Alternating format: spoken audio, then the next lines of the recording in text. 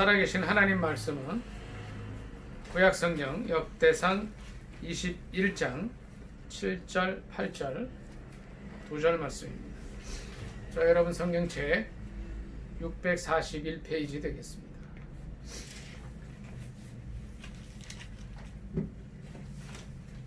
역대상 21장 7절 8절입니다.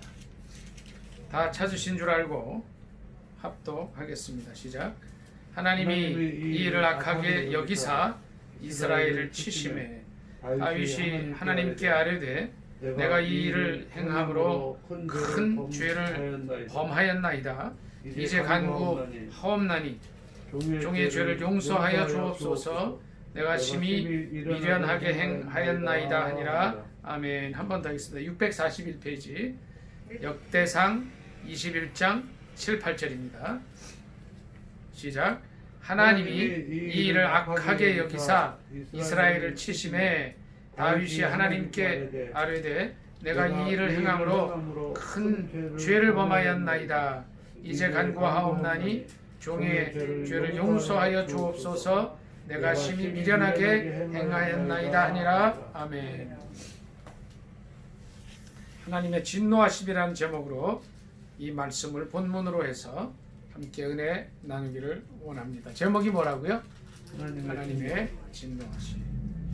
왜 하나님께서 이 다윗이 한 이 일을, 그러니까 역대상 21장 1절로 6절까지 되어진 이 일을 악하게 여기시고 치셨는가 하는 겁니다. 그리고 이제 어떤 형벌을 받게 되었고 또 어떻게 이 문제를 이제 다윗이 하나님 앞에서 해결해 나가는가를 살펴보는 가운데 큰 은혜 받으시기를 예수님의 이름으로 축복합니다. 아멘. 다윗은 정말 하나님의 사랑을 참 많이 받은 사람이었습니다. 예수님 다음으로, 예수님은 하나님의 기뻐하시는 자라 하는 그런 칭찬을, 그런 호칭을 받으셨지만 그 이후에 가장 하나님의 마음에 합하게 살았던 사람 중에 한 사람이 다윗입니다. 그런데 어떤 일을 행했기에 하나님께서 다윗이 한 이 일을 악하게 여기셨을까 하는 겁니다.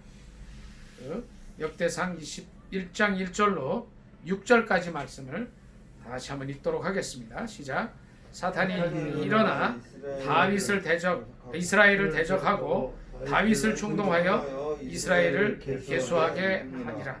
다윗이 요압과 백성의 지도자들에게 이르되 너희는 가서 브엘세바에서부터 단까지 이스라엘을 계수하고 돌아와 내게 보고하여 그 수요를 알게 하라 하니 요압이 아뢰되 여호와께서 그 백성을 지금보다 100배나 더 하시기를 원하나이다. 내 주 왕이여 이 백성이 다 내 주의 종이 아니니까 내 주께서 어찌하여 이 일을 명령하시나이까? 어찌하여 이스라엘이 범죄하게 하시나이까 하나 왕의 명령이 요압을 재촉한지라. 드디어 요압이 떠나 이스라엘 땅에 두루 다닌 후에 예루살렘으로 돌아와 요압이 백성의 수요를 다윗에게 보고하니 이스라엘 중에 칼을 뺄 만한 자가 110만 명이요 유다 중에 칼을 뺄 만한 자가 47만 명이라. 요압이 왕의 명령을 마땅치 않게 여겨 레위와 베냐민 사람은 계수하지 아니하였더라. 아멘. 그러니까 110만 명, 또 40만 명, 47만 명, 157만 명 이제 전쟁에 나갈 만한 자가 그렇게 그걸 계수한 거예요. 이 같은 말씀이 사무엘하 24장에도 있는데 이 부분 한번 읽어보는 것이 전체 맥락을 이해하고 사건을 이해하는 데 도움이 될 것 같아서 한번 더 찾아보겠습니다. 24장 1절입니다. 사무엘하 24장 1절. 한 절만 읽도록 하겠습니다.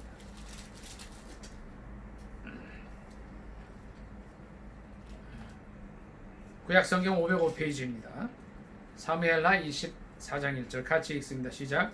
여호와께서 다시 이스라엘을 향하여 진노하사 그들을 치시려고 다윗을 격동시키사 가서 이스라엘과 유다의 인구를 조사하라 하신지라. 아멘. 자, 이렇습니다. 사무엘하 24장 1절에는 여호와 하나님께서 이스라엘을 향하여 진노하셨다고 이렇게 표현이 되어 있어요. 왜 진노하셨느냐? 역대상 21장에는 사탄이 일어나서 이스라엘을 대적하고 사탄을 충동했다. 이 사건들, 이렇게 사무엘 하서에서는 하나님의 진노하심이라 그랬고, 역대상에는 역대상 21장에는 사탄이 일어나 이스라엘을 대적했다고 하는 이 사건의 이제 이 상관관계가 어떻게 되느냐는 거예요. 하여튼 다윗이 하나님 앞에 이제 범죄하게 됐다는 거죠. 그러니까 21장 8절에 구체적으로 하나님께 그렇게 이제 기도를 합니다. 하나님, 내가 이 일을 행함으로 큰 죄를 범하였나이다. 이런 고백을 하게 되죠. 이게 무슨 얘기인가요? 범죄하게 됐나? 범죄하는 게 했다고 하는 게 그 이제 사건이 어떤 거예요? 157만 명, 역대상 21장 5절에 있는 말씀대로 127만 명의 칼을 뺄 만한 자를 계수했다는 게 이제 범죄가 됐다는 거예요. 왜 그러냐는 거죠. 다윗은 자기 혼자서 아주 이제 새파란 청년이었을 때 혼자 나가서 골리앗을 이겼던 사람이에요. 근데 그때는 다윗이 계산을 하지 않았습니다. 자기의 힘이 있고 없음을 따지지 않았던 사람이에요. 너는 칼과 창으로 내게 나오지만 나는 만군의 하나님 여호와의 이름으로 나아간다고 외치고 나갔던 사람이에요. 죽음을 무릅쓰고 나갔던 사람이죠. 하나님만을 의지했던 사람이에요. 그러면서 그는 이런 고백을 했었습니다. 전쟁의 승패는 사람에게 있지 않다. 하나님께 있다고 고백했던 사람이에요. 그런데 그가 어떻게 변했습니까? 이제 한 나라의 왕이 되고 태평성대를 누리고 이제 남부러울 것이 없지 되었을 때에 그는 철저하게 인간적이 되고 맙니다. 하나님을 잊어버리고 자기 중심적으로 자신을 의지하며 살게 된다. 그것이 됐다는 거예요. 그것이 바로 21장 5절에 있는 대로 157만 명의 사람을 계수했다. 전쟁의 승패가 또 이스라엘이 이렇게 부강하게 된 것이 이 157만 명의 군인 때문이었습니까? 그게 아니라는 거죠. 북한의 군사력이 우리보다 앞서 있어요, 지금요. 물론 재래식 군사도 가지고 있고 굉장히 병사들이 많습니다. 그런데 북한을 축복받은 나라라고 하지 않습니다. 가장 지구에서 못 사는 나라 뒤에서 세면 빠른 그 나라가 되어 버렸습니다. 하나님 없이 살아온 그 나라. 어떻게 보면 남한보다 자원이 너무너무 풍부하고 못 살 수가 없는 나라라 그래요. 그런데 그들이 그렇게 하나님 없이 살아갈 때에 하나님께서 하나님 없이 살면 어떻게 되는 것을 보여주셨다는 겁니다.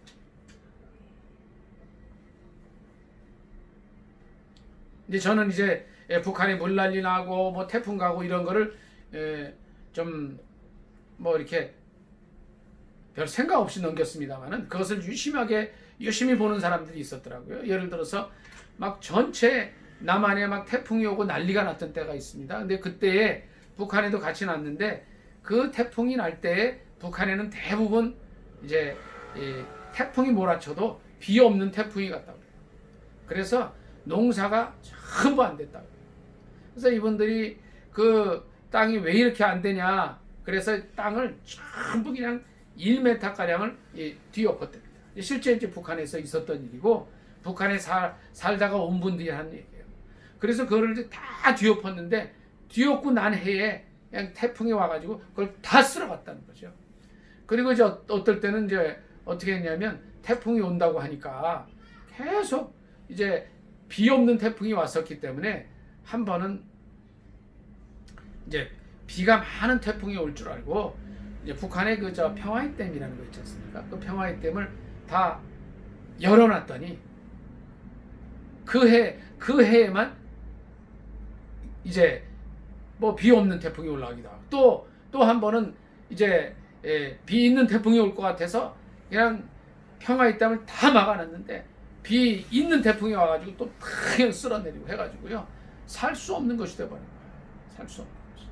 그래서 약 800만 명이 굶어 죽는 이런 일들도 있었고요. 고난의 행군 뭐 이런 걸 통해서 그 좋은 땅에 그 좋은 자원을 가지고 있는 북한이 저렇게 돼버린 거예요. 저주받은 땅이 돼버린 거예요. 거기에 군사가요 우리보다 더 많습니다. 다윗은 지금까지 자기를 축복하고 인도해 주셨던 분이 하나님이시라는 것을 잠깐 까먹습니다. 그래서 21장 7절에 하나님이 이 일을 악하게 여기사 이스라엘을 치십니다. 9절부터 14절까지 같이 읽도록 하겠습니다. 역대상 21장 9절로 14절입니다. 시작. 여호와께서 다윗의 선견자 갓에게 말씀하여 이르시되 가서 다윗에게 말하여 이르기를 여호와의 말씀이 내가 네게 세 가지를 내어 놓으리니 그 중에서 하나를 내가 택하라. 내가 그것을 네게 행하리라 하셨다라 하신지라. 다시 다윗에게 나아가 그에게 말하되 여호와의 말씀이 너는 마음대로 택하라. 혹 3년 기근이든지 혹 내가 석 달을 적군에게 패하여 적군의 칼에 쫓길 일이든지 혹 여호와의 칼 곧 전염병이 사흘 동안 이 땅에 유행하며 여호와의 천사가 이스라엘 온 지경을 멸할 일이든지라고 하셨나니 내가 무슨 말로 나를 보내신 이에게 대답할지를 결정하소서 하니 다윗이 갓에게 이르되 내가 곤경에 빠졌도다. 여호와께서는 긍휼이 심히 크시니 내가 그의 손에 빠지고 사람의 손에 빠지지 아니하기를 원하나이다 하는지라. 이에 여호와께서 이스라엘 백성에게 전염병을 내리심에 이스라엘 백성 중에서 죽은 자가 7만 명이었더라. 아멘.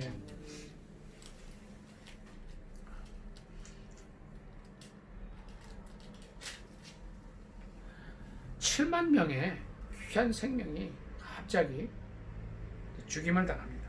예, 여기는 이제 구체적으로 뭐라고 나오진 않았지만 그냥 전염병이라고 했어요. 전염병. 14절에 보면 여호와께서 이스라엘 백성에게 전염병을 내리심에 이스라엘 백성 중에서 죽은 자가 7만 명이었다. 미국에 지금 죽은 사람의 숫자가 약 23만 명이 되죠. 전 세계적으로는 이 코로나 바이러스로 코로나19로 죽은 사람이 지금 얼마나 되나요? 50만 명 정도 되나요? 우리나라가 지금 300명 안팎이죠. 조금 넘나요? 전염병에 의해서 갑자기 죽습니다. 이것은요 157만 명 그런 병사가 있다 할지라도 주님께서는 한 번에 다 그 병사들을 없게 하실 수 있다는 것을 의미하는 겁니다. 다윗이 골리앗을 치러 나갈 때 얘기했던 대로 전쟁의 승패는 사람에게 있지 않다는 겁니다. 북한이 아무리 큰 전쟁 준비를 하고 핵폭탄을 준비했다 할지라도 주님께서 역사하시면 그 폭탄들을 아주 순식간에 불발탄으로 못 쓰게 만들어 주실 줄 믿습니다. 아멘. 하나님께서 하실 수 있다는 거예요. 우리가 너무 거기에 떨 필요가 없어요. 우리 정권을 이렇게 보면 너무 그 핵무기에 그냥 그게 되어 있는 것 같아요.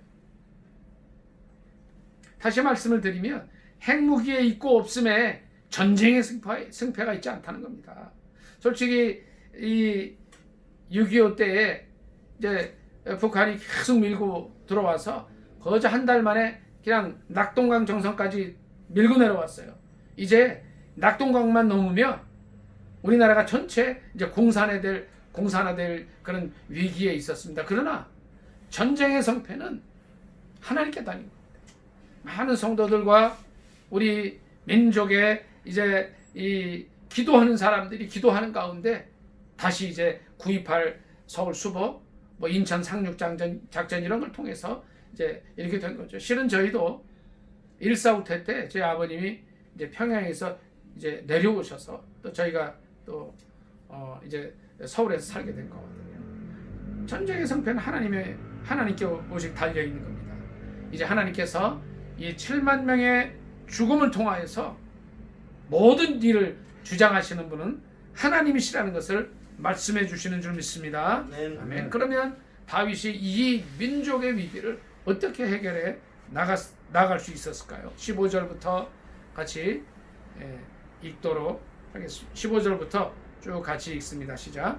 하나님이 예루살렘을 멸하러 천사를 보내셨더니 천사가 멸하려 할 때에 여호와께서 보시고 이 재앙 내림을 뉘우치사 멸하는 천사에게 이르시되 족하다 이제는 내 손을 거두라 하시니 그때에 여호와의 천사가 여봇 사람 오르난의 타작 마당 곁에 선지라 다윗이 눈을 들어 보매 여호와의 천사가 천지 사이에 섰고 칼을 빼어 손에 들고 예루살렘을 향하여 편지라.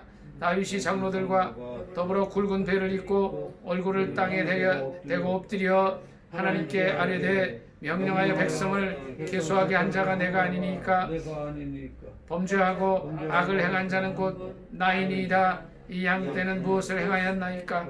청하건대 나의 하나님 여호와여 주의 손으로 나와 내 아버지의 집을 치시고 주의 백성에게 재앙을 내리지 마옵소서 하니라. 아멘.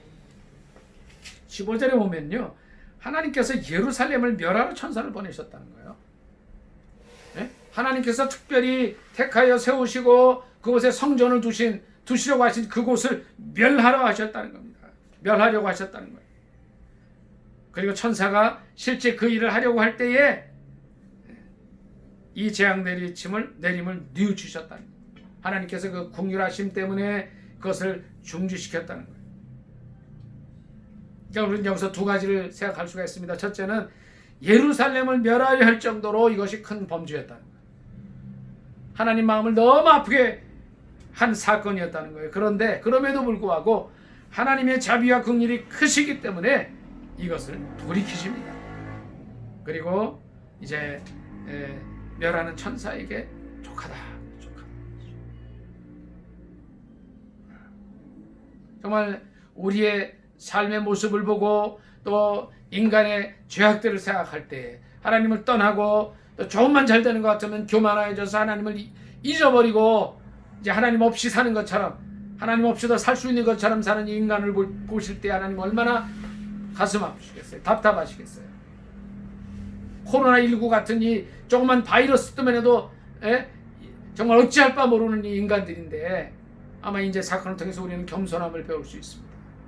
이제 최근에 보니까 파이자에서 이제 뭐 바이러스 이제 뭐 약이 백신이 개발됐다 그러더라. 90% 정도 회복될 수 있는 뭐 그런 약이라 그러더라고요.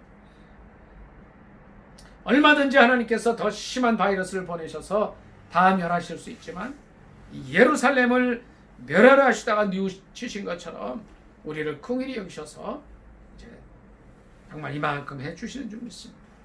그리고 또 하나는 다윗은 16절에 굵은 배를 입고 회개의 기도를 합니다. 17절을 다 같이 하면 같이 읽겠습니다. 시작. 하나님께 아뢰되 명령하여 백성을 계수하게 한 자가 내가 아니니까 범죄하고 악을 행한 자는 곧 나이니이다. 이 양 때는 무엇을 행하였나이까? 청하건대 나의 하나님 여호와여 주의 손으로 나와 내 아버지의 집을 치시고 주의 백성에게 재앙을 내리지 마옵소서 하니라. 자, 다윗이 회개의 기도를 하는데요, 목숨 건 기도를 합니다. 목숨 건 기도. 어떤 기도? 기도 내용을 보세요. 나의 하나님 여호와여 주의 손으로 나와 내 아버지의 집을 쳐달라. 자기 자신을 쳐달라. 그 7만 명의 죽은 그 생명들, 그 양떼가 한 게 뭐냐는 거예요. 한 게 뭐냐. 지도자 자신의 잘못으로 인하여서 그들이 전염병으로 이 해를 당할 때에 겸손하게 무릎을 꿇고 목숨 건 회개의 기도를 합니다. 1938년 9월 10일에 무슨 일이 있었는지 아시는 분은 다 아십니다.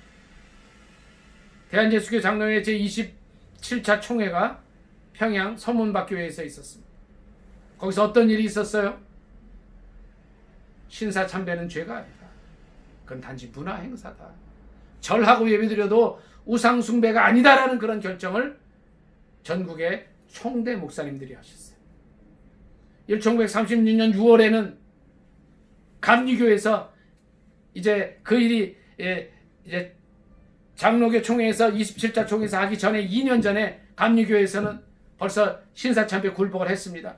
로마 카톨릭은 로마 교황청의 명령에 따라서 신사참배는 죄가 아니다. 그래서 이제 그 전까지 다 합치면 1938년 9월 10일을 이제 기점으로 해서 마지막 점으로 해서 한국의 온 교회가 신사참배 굴복하는 시점이었습니다. 1936년 6월 감리교, 1938년 9월 10일 장로교, 그리고 9월 10일 12시에 평양에 있던 신사에 참배하고 들어왔습니다. 부총회장을 중심으로 해서 대표 목사님들, 장로님들이 다 갔습니다. 그로부터 7년 후에 북한의 공산주의가 시작됐습니다. 북한의 모든 교회들이 없어졌습니다. 75년을 지내왔습니다. 이것이 우연의 일일까요? 북한이 공산화된 게 우연이 됐습니까? 1948년 12월 달에 모스크바 상상회의가 있었어요. 3개국의 외상들이 만나서 한국을 신탁 통치하겠다고 했습니다. 이때 이후로 지금까지 75년간 대한민국이 완전 분열되어 있습니다. 이것이 신사참배를 가결한 이 민족의 교회에 대한 하나님의 형벌이 아니라고 누가 감히 말할 수 있습니까? 세계 유일의 분단 국가인데, 제가 자꾸 소리 지르면 우리 사모가 소리 좀 지르지 말라 그래서 제가 안 지르려고 그러는데 또 소리가 높아져요. 세계 유일의 분단 국가예요. 수년 전까지만 해도 예멘이 우리와 같은 남북 분단의 국가였는데 거기는 이제 통일이 됐어요. 왜 이런 일이 우리 민족에게 있어야 됩니까? 예수 잘 믿는다고 하는 우리 민족이 왜 이렇게 돼야 돼요? 평양은요, 아시아 예루살렘이라고 그랬어요. 주님께서 여기 21장 15절에 예루살렘을 멸하려 천사를 보내셨다고 그랬어요. 결코 북한이 공산화된 것 우연이 아닙니다. 하나님의 진노하심으로 말미암아 남한까지도 공산화될 수 있었는데 그 긍휼하심 때문에 15절에 보니까 여호와께서 보시고 이 재앙 내림을 뉘우치사 멸하는 천사에게 이르시되 족하다 그러셨어요. 이제는 우리 민족이 회개해야 할 때입니다. 아멘. 남북 동서로 갈라져 있습니다. 저는 그런 생각을 요새 많이 했어요. 왜 우리 민족이 이렇게 나뉘어져 있느냐는 거예요. 남쪽에 있는 사람은 북쪽을 향해서, 북쪽에 있는 사람은 남쪽을 향해서 너희들이 잘못이라고 합니다.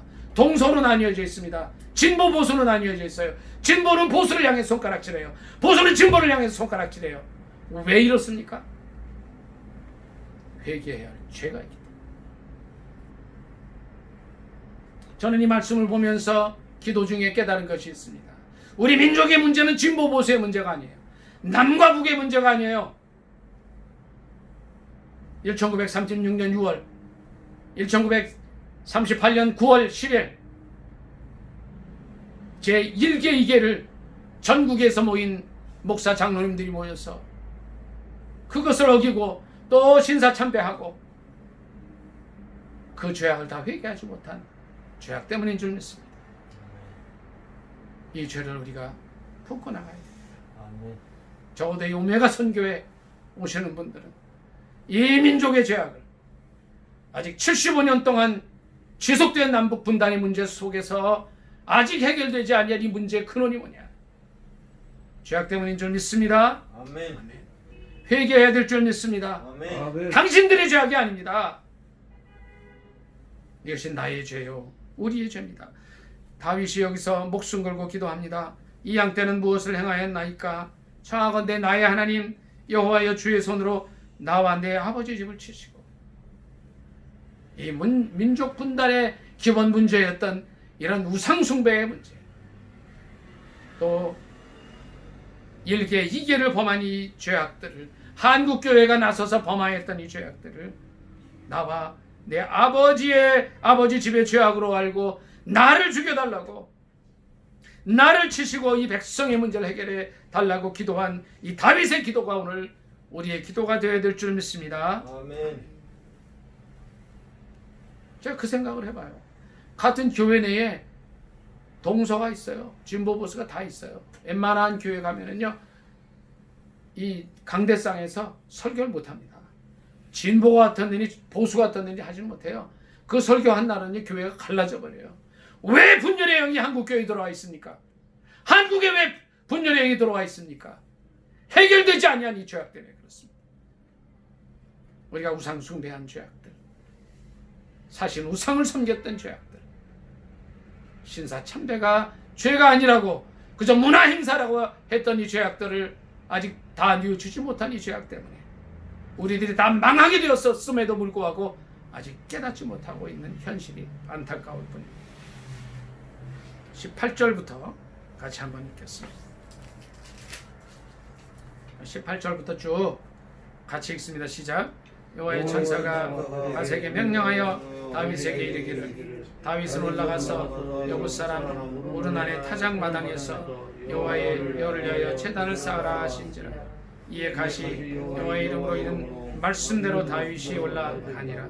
그때에 오르난이 밀을 타작하다가 돌이켜 천사를 보고 오르난이 4명의 아들과 함께 숨었더니 다윗이 오르난에게 나아가매 오르난이 내다보다가 다윗을 보고 타작 마당에서 나와 얼굴을 땅에 대고 다윗에게 절하매 다윗이 오르난에게 이르되 이 타작하는 곳을 내게 넘기라.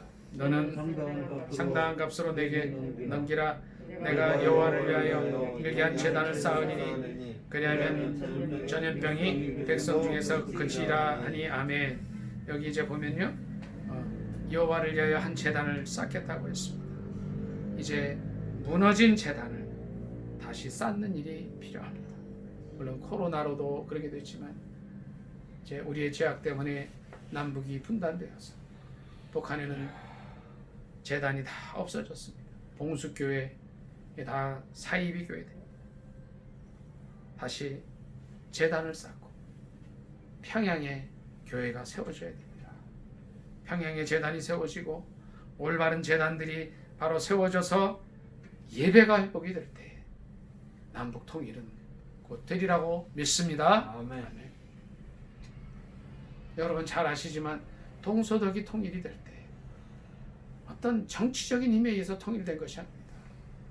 정치 잘하는 사람이 나와서 하지 않았습니다.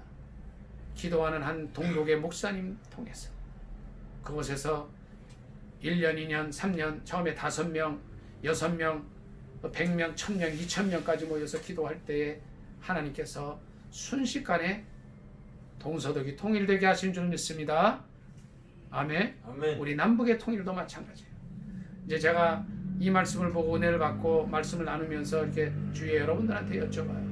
유력한 분들한테 여쭤볼 때 통일에 대해서는 뭐 생각하지 않는다 이런 말씀도 하고 통일이 되겠느냐는 얘기도 합니다만은 저는 통일이 되리라 믿습니다. 그런데 어떻게 되느냐? 하나님에 의해서 될 줄 믿습니다. 아멘. 하나님의 강권적인 역사하심 속에서. 그럼 우리가 하나님께서 해주실 것이니 기도 안 해도 될까요?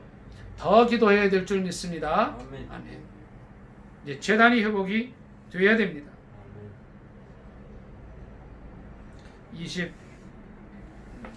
30절 보겠습니다. 10절.